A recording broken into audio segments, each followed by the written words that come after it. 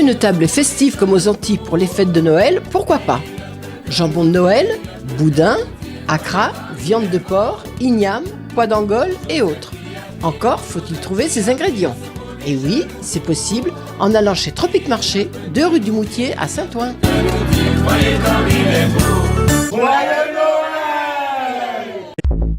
Guadeloupe, actualité. Il y a un dernier bâtiment qui sera livré au 30 avril.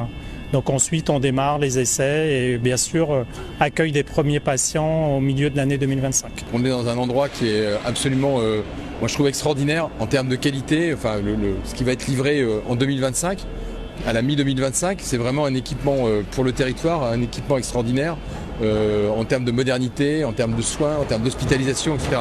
Même la configuration et la logique du bâtiment est vraiment très très bien pensée, etc. Et donc là, on est vraiment à la fin. Eric Duhader l'a dit, livraison sans doute premier trimestre 2025. Du côté des services de l'État et du côté du préfet, évidemment, c'est l'environnement qui est important. C'est pouvoir, effectivement, on a les sujets de voirie, les sujets d'accessibilité. Je suis avec le président Ferdi Louisi, les sujets d'eau, évidemment, parce que le CHU, par définition, est un endroit où on ne peut pas, une seule minute, une seule seconde, être privé d'eau et de la fourniture d'une eau de qualité. Voilà. Donc il y a des gros enjeux d'environnement autour d'un équipement de ces natures. Vous imaginez, il y a des enjeux d'accessibilité, des enjeux d'assainissement. Voilà, donc c'est ça à quoi on est vraiment, évidemment attentif. Et puis moi, c'est l'occasion de saluer toutes les équipes du CHU de la Guadeloupe, voilà, qui font un travail formidable et qui vont pouvoir bénéficier dans quelques mois, effectivement, d'un équipement à la hauteur de leur professionnalisme, voilà, et qui est très attendu sur le territoire. Ce qu'on peut garantir, c'est déjà une augmentation capacitaire, puisque avec l'ouverture du nouveau CHU, on retrouve le capacitaire que l'on avait au moment de l'incendie de 2017. Et donc, en gros, on passe de 500 lits installés à à peu près 560. Par ailleurs, on développe beaucoup parce qu'aujourd'hui, les organisations ont changé. Et donc, notamment, on travaille beaucoup sur l'ambulatoire et sur le parcours du patient. L'essentiel aujourd'hui, c'est un patient qu'on peut accueillir rapidement, dans les meilleures conditions possibles, à qui on peut faire les diagnostics et prescrire les bonnes thérapeutiques dans les meilleurs délais. Et l'un des gros enjeux pour ces délais effectivement de livraison, eh bien, ce sera l'assainissement qui devra être dédié au CHU, ce qui devrait poser quelques soucis.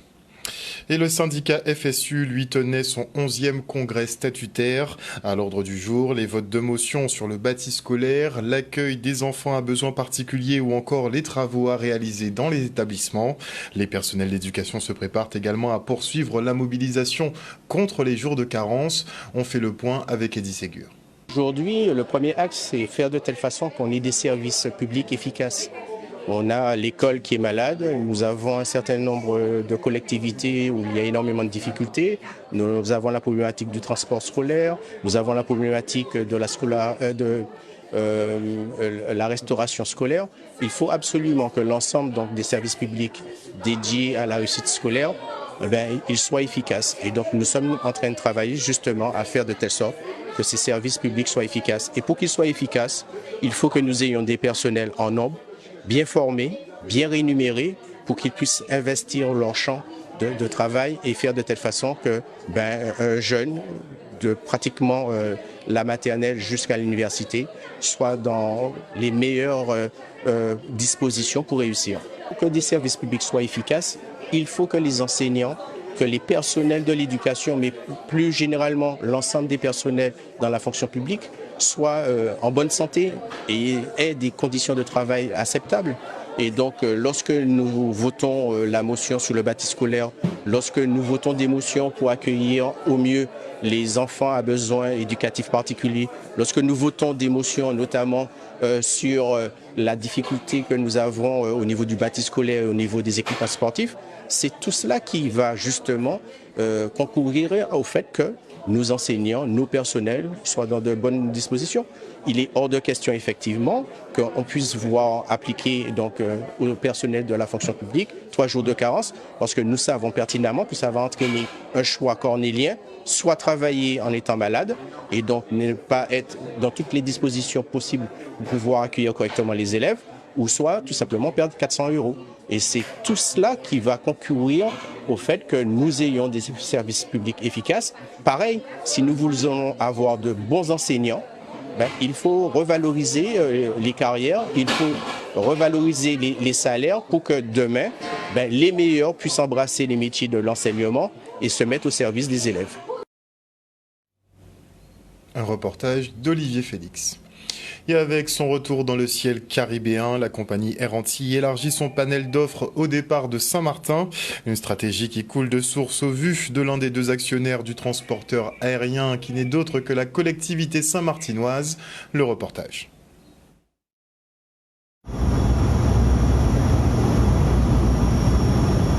On est sur un domaine d'activité qui est avec beaucoup d'exigences en termes de sécurité, avec beaucoup de technologies, de liens avec des partenaires, et donc il a fallu tout reconstruire, et c'est cette reconstruction qui est en cours, qui demande du temps, mais on voit les progrès tous les jours, ça s'améliore et on voit les progrès, les effets des progrès, donc on est extrêmement satisfait. On est extrêmement satisfait parce que finalement on répond à un besoin, qui est celle des Antillaises et des Antillais, de voyager à l'heure, et aussi de voyager à les tarifs les plus abordables possibles. C'était la promesse que l'on avait faite et voilà, on est en passe d'y arriver et on continuera à travailler durement sur ces points-là. J'étais à Paris dernièrement, comme j'ai eu à le souligner. Bon, aujourd'hui il n'y a plus de gouvernement, mais ceux que nous avons pu rencontrer affirmaient leur volonté de continuer à nous accompagner parce qu'ils ont tous compris que la concurrence est une nécessité aux Antilles. Donc, ils étaient prêts encore à mettre, pas financièrement, mais prendre les décisions avec nous pour s'assurer qu'effectivement notre société Air Antilles continue à exister et devenir une compagnie rentable demain. Donc, nous disons de plus d'être très optimistes sur l'avenir de la compagnie. L'ouverture de ce vol au départ de Saint-Martin à 7h30, c'était quelque chose qui était très attendu par les professionnels, notamment les professionnels de Saint-Martin, qui avaient besoin de pouvoir bénéficier d'une journée complète, une journée entière à destination, que ce soit en Guadeloupe ou à Fort-de-France, en connexion sur nos vols.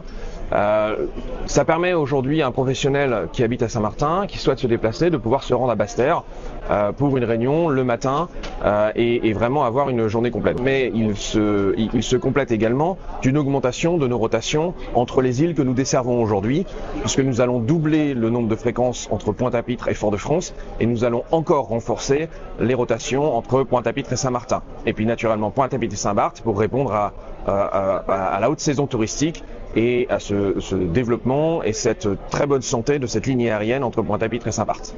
Écoutez, n'hésitez pas à prendre Air Antilles, parce qu'Air Antilles c'est vraiment la compagnie locale, on va dire. Et je vous incite à revenir vers nous, parce qu'il y a pas mal de choses qui ont changé. Et en particularité, ce qu'il y avait avant, on va dire, ça n'existe quasiment plus. On est reparti sur de bonnes bases. Un reportage signé Charlie Dagonia. Et on part pour l'inauguration du parc paysager du lycée des droits de l'homme à Petit-Bourg. Les élèves pourront profiter des zones de détente en plein air pour échanger, étudier ou se reposer. Regardez. Il y a tellement de droits qui sont bafoués dans des zones de guerre, où on ne respecte pas le droit d'accès à l'eau, pas le droit d'accès à la nourriture, vraiment aux choses les plus fondamentales. Et donc il faut que nos jeunes soient concernés, soient conscients de ces situations. Je trouve que c'est triste que certaines femmes se fassent battre par des hommes, et je pense qu'on devrait faire des manifestations dans ce genre pour qu'on puisse prouver qu'on soutient ces femmes. Pour moi, c'est le droit de la liberté, le droit de la liberté d'expression. C'est un des droits de l'homme et de la femme, le droit de la liberté d'expression, donc pouvoir parler comme on veut, s'exprimer comme on veut.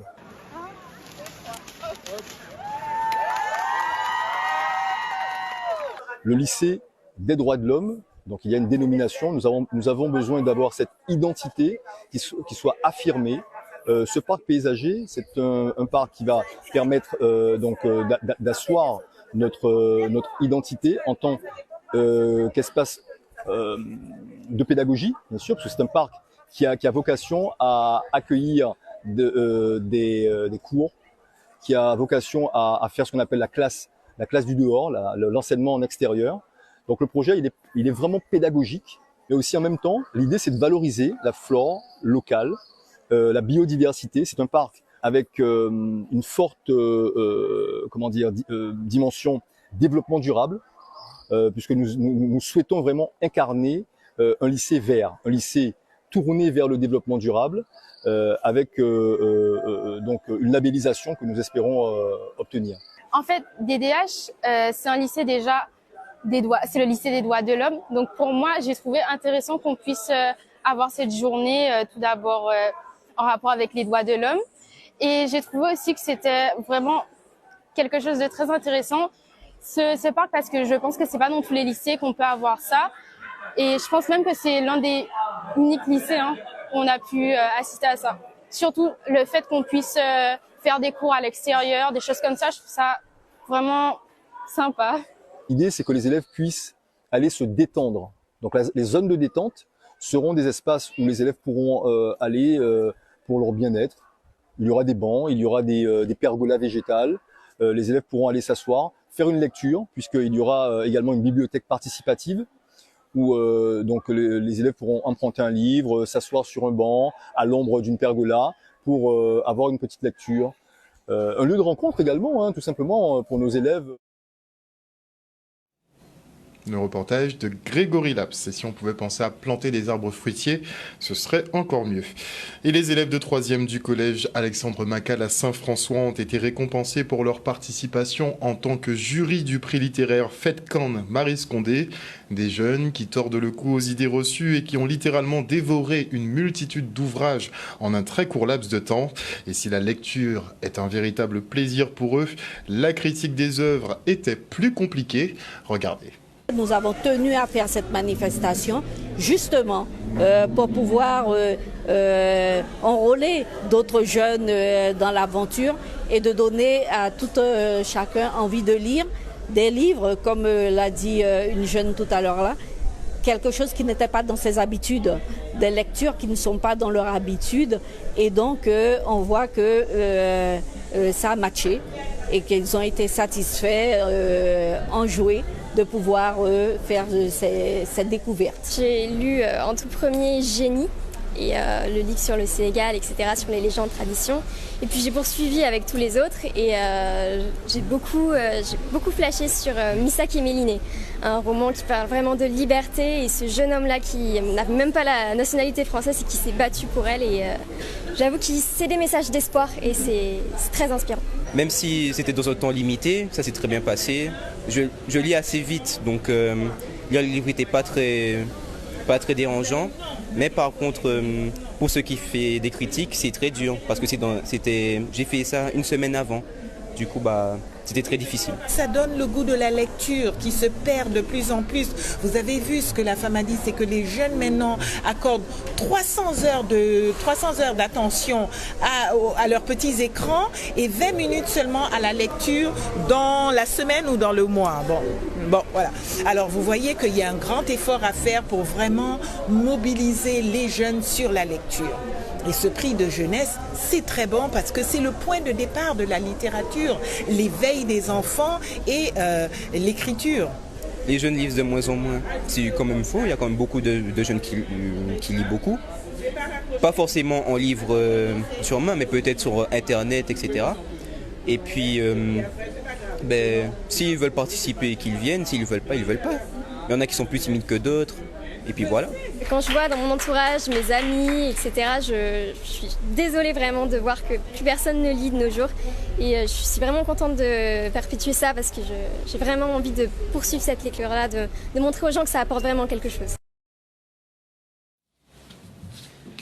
En tout cas, félicitations à eux. Et maintenant, nous parlons de Jarry en fête. Et à cet effet, je reçois Liliane Piquion, conseillère municipale à la ville de Bémao. Bonsoir, Madame Piquion. Bonsoir à toute la Guadeloupe.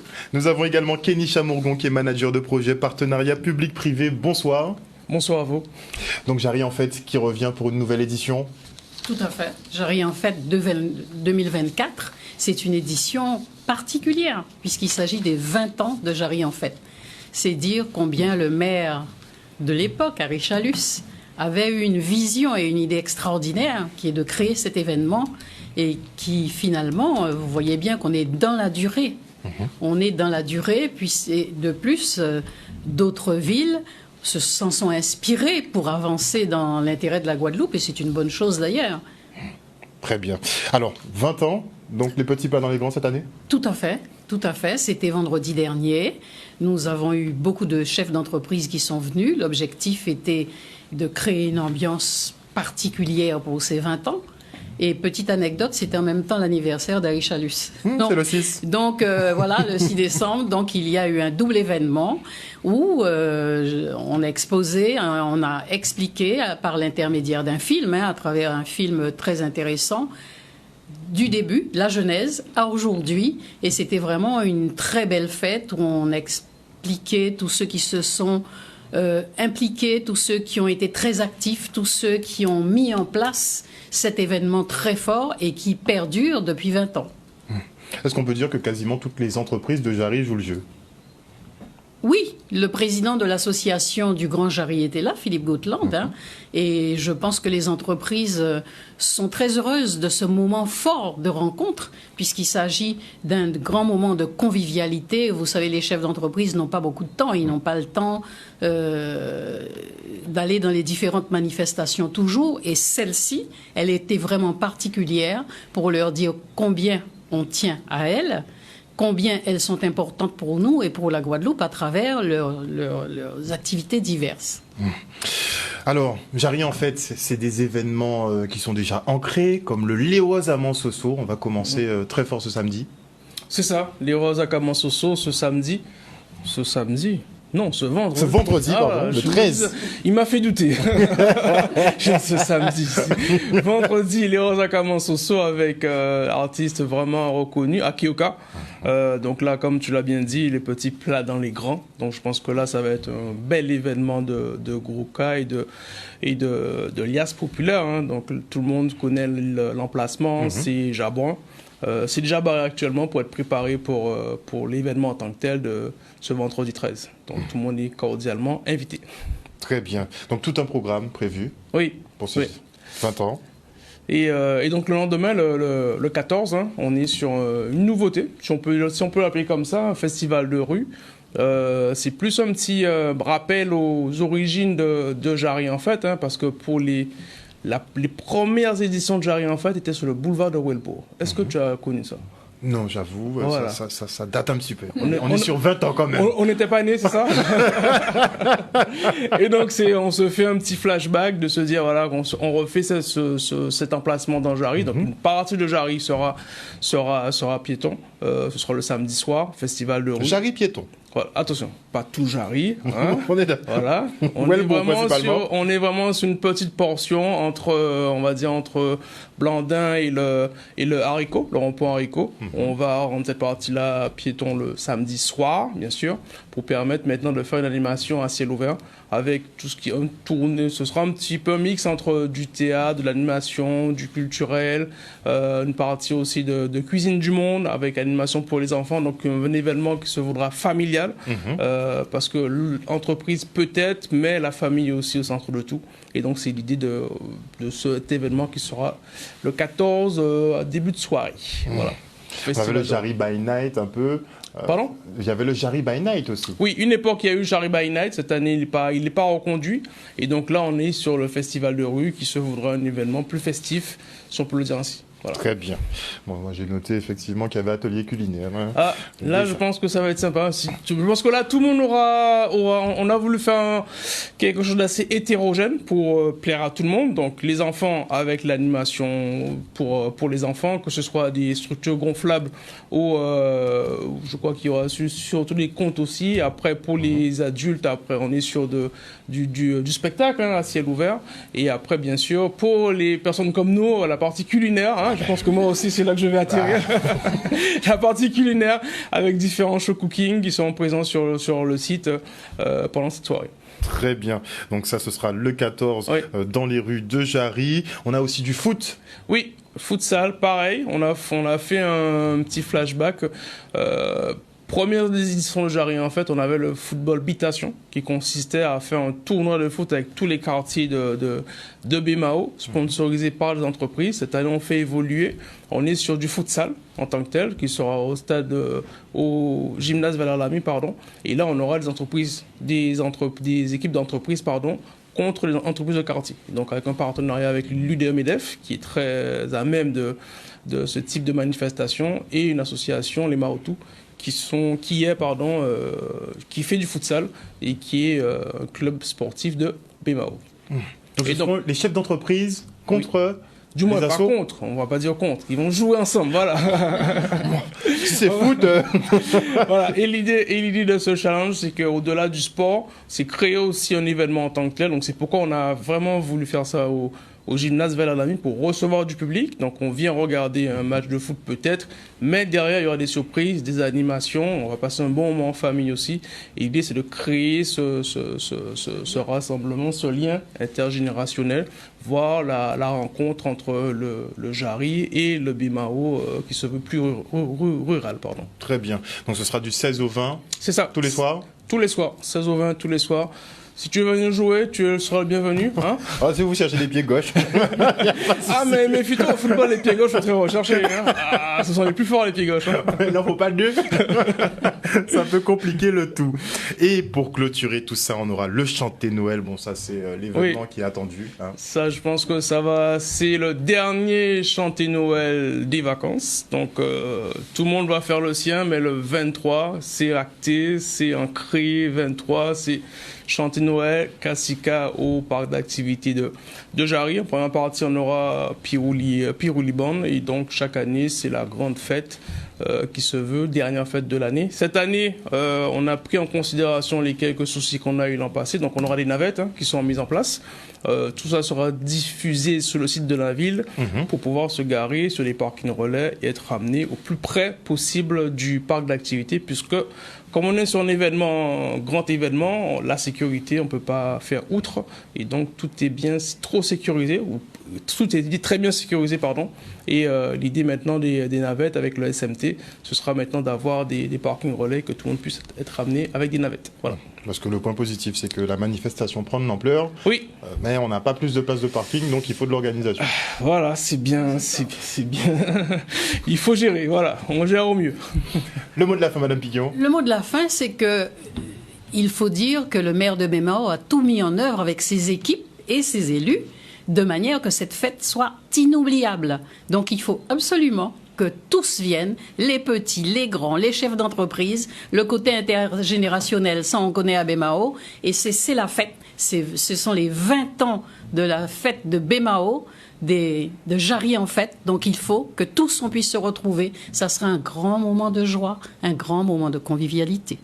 Merci beaucoup en tout cas vous deux d'être venus sur ce plateau nous présenter donc ces festivités relatives à Jarry en fête. On rappelle qu'il y a le Léoisa Mansoso, ce sera le vendredi 13 décembre à partir de 21h au rond-point de Jabran. Nous avons le festival de rue, ce sera le 14 à partir de 19h dans les rues de Jarry. Le challenge futsal tous les soirs au gymnase Valère Lamy de 18h30 à 21h30 du 16 au 20 décembre prochain. Et le fameux chanté Noël avec Kassika, ce sera le 23 décembre à 20h. Merci encore. C'est nous. Merci à vous. Et retourne maintenant sur l'élection du maire junior de la ville de Port-Louis. Et c'est Maëlie Saverimoutou qui a été désignée par les mini-conseillers municipaux. Elle aura à cœur de défendre la réfection des routes et l'installation de plus de jeux pour les enfants. Regardez. Nous sommes à Port-Louis, à l'ancienne cantine scolaire Léon Hérambert. Nous sommes dans le cadre de l'élection, plutôt de l'installation du conseil municipal des enfants, qui s'est tenu au mois de novembre. Les enfants ont choisi leur conseiller et aujourd'hui c'était l'élection du maire. En l'occurrence, nous avons Madame le maire, Saverimoutou Maëlie, qui a été élue maire junior. Ça représente pour moi, comme ça j'améliore la vie dans ma commune. Comme ça les enfants auront plus de jeux pour jouer. Mes premières actions en tant que maire junior, c'est de rénover les routes, mettre plus de jeux pour que les enfants ne s'ennuient pas et mettre des atouts pour rendre heureux. Le conseil municipal des enfants, c'est, si vous voulez, c'est une instance dans laquelle les enfants vont se retrouver pour parler de sujets qui les concernent, école, environnement, loisirs, quoi encore, solidarité, comme ils l'ont souvent répété. Il me semble que c'est pas purement politique comme beaucoup voudraient le croire. C'est une façon d'aider les enfants à développer leur vocation personnelle. Qui je suis, qu'est-ce que j'aime faire, là où je vis, est-ce que je vis bien, qu'est-ce que j'aimerais changer. Voilà, c'est dans cet instance-là, les enfants pourront parler entre eux et proposer au conseil municipal, au maire de la commune, leurs idées et voir dans quelle mesure on pourra les accompagner pour aboutir à des projets qui sont réalisables. Ville de Morne-à-l'Eau qui a reçu aujourd'hui la visite de l'évêque de Guadeloupe, Monseigneur Guiogou. Regardez.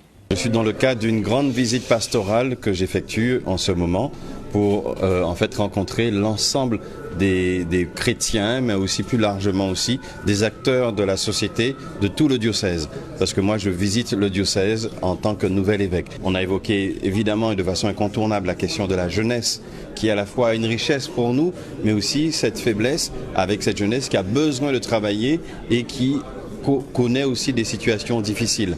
On a évoqué la question aussi du grand âge qui traverse aussi notre territoire, donc comme étant aussi quelque chose dont on doit s'occuper sérieusement. Et donc plus globalement, nous avons évoqué comment l'Église peut être aussi un acteur et en synergie avec les villes pour que nous puissions chacun aider notre territoire à mieux vivre ensemble. Il faut qu'aujourd'hui qu'il y ait cette cohésion pour aller de l'avant, pour essayer d'apporter des solutions aux différents problèmes que nous rencontrons. Donc cela est une véritable réunion de réflexion, d'analyse de la situation guadeloupéenne et notamment du territoire du Nord-Grande-Terre. Donc cela nous a permis d'évoquer les relations qui doivent exister entre la communauté religieuse et les élus. On a retenu vraiment le vivre ensemble comme point fort et on doit vraiment travailler ensemble pour rassembler davantage, pour écouter davantage justement notre peuple et aussi accompagner le peuple de Dieu. O-News Radio sur outremernews.fr.